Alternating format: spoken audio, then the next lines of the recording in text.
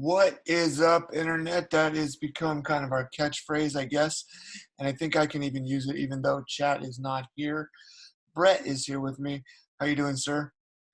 Good, man. We're in week 8, I believe, week 7 or 8 of self-isolation or quarantine, and I mean, doing the best I can. I've developed a routine the best way I know how, and that's just by the seat of my pants. And it's not the best routine, no, even if I don't know, it's not the best routine at all.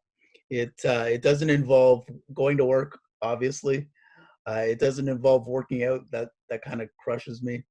It really doesn't involve going for drinks with people, my buddies.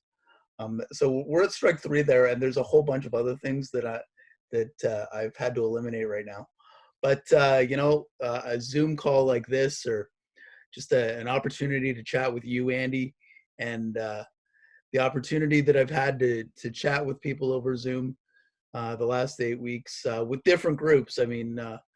I don't belong to a whole bunch of groups, but the opportunity to chat with a bunch of people it's really helped me out. So One of the things I found cool, I guess if you could say it that way, unique to COVID, is I've been connecting with people that I don't necessarily connect with or reconnecting and just checking in, text here and there, maybe a phone call to be like, I haven't talked to you for a while, see how you're doing. So sounds like you're doing a lot of that. And really, yeah, exactly what you said. I'm reaching out to people I haven't talked to in a very, very long time. Not because I have to, but because there's an opportunity here, because we've got 24 hours in a day, and I'm literally at home for probably 20 of them. So well, the one thing we do have is we have the Last Dance documentary.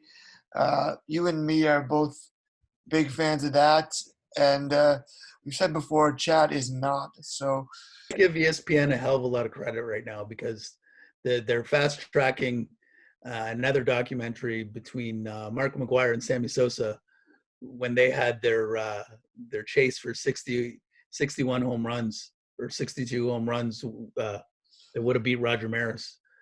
yeah, And that'll be another thing we don't have to talk to Chad about because he doesn't like like, baseball he either. doesn't like baseball. And you know what, Andy, I'm not the biggest baseball fan in the world, but I appreciated that time and that run, whether or not you agree that steroids were part of the game or shouldn't have been part of the game at the time, is a completely different animal, in my opinion. But that was an exciting time for me personally, watching baseball, uh, just for that home run challenge alone. So I'm looking forward to the ESPN thing. Let's wrap up this MJ thing in the next week, and we can talk about Sammy Sosa and Mark McGuire another time. First of all, I gotta learn to look at the camera when we're doing video chats because usually we do podcasts and I don't have to be looking at the screen the whole time. But that's something for me to deal with. Anyways, I had a pretty big COVID fail the last week, I'd say. Um, I've been holding off going to the bank. We've talked. I have my own business, and so I have to go to the bank pretty regularly for that. But anyways, been holding off doing it until this past week, and fortunately enough for me, there was nobody in the bank other than the employees. So the bank actually, they had everything laid out well. Um, you stopped. Um, when you went in the door, there's two sets of sliding doors, so they had you stop in between the doors, stop as soon as you walk through the second set, and then every 6 feet was laid out the next designated area, right? So, again, nobody in the bank, but just pointing out that they're doing their due diligence. So I walk up. They got the plexiglass up to protect the tellers, protect the bank customers, and don't I reach around the plexiglass to hand all my info to the teller instead of going under the slot of the plexiglass. I can appreciate this, and I'm trying to formulate just the the image in my head, and I'm wondering, um, you and I, our mobility is a little bit different. The odd time I'll see you in your chair, but most of the time you're walking. Right. Um, so, but in my experience, when I go into a bank, the uh, the counter is up here. Yeah. So I'm just wondering, like, did you reach around because the counter's up here? Or did you reach around because just it didn't even cross your mind that the plexiglass was there for their safety? Or Honestly, I wasn't even thinking. I was thinking like I saw the plexiglass obviously, but I was like, so how am I supposed to get this to them? And I saw opening in between the tellers, so that like, I didn't even look across the counter where the slot was. So yeah, but this is all of a sudden a new normal, and it's something that we've only had 8 or 9 weeks to adjust to. yeah, So I mean, as things progress, I'm sure we're going to get better, and we're going to be like not even thinking that of reaching around somewhere, or even realizing that subconsciously that there's a piece of glass in front of us to save the teller or whatever. one of the things I wanted to mention before we call it a night.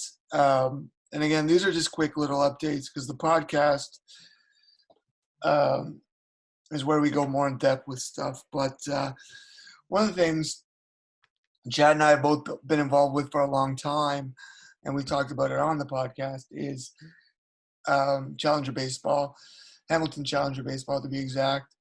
And right now, the season is very much up in the air. So, much like you've been talking about already, we're talking about how to utilize maybe not Zoom, but utilize technology to get teams together and volunteers together, and just try to present some sort of normalcy in a very unnormal time. That seems to be the terminology we're going with tonight. So, Chad and I, starting this week actually, so Monday, Chad's going to do a few songs.